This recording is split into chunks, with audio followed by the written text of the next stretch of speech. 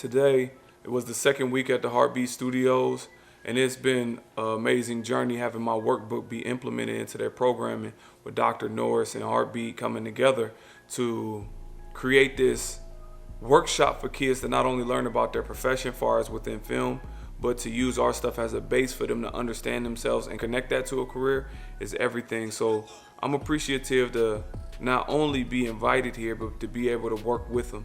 And it's like seeing everything come together, taking so long to do this workbook, and from being in the car, it felt like yesterday, to doing events, to all these things. But to be at this HartBeat Studio and see how, Kevin Hart has put all this together, I know all his work is what created this, and I'm doing the same thing for myself. All my work is what's creating where I'm going. So that's really it, The workbook from Cyrus Ausar has helped me a lot.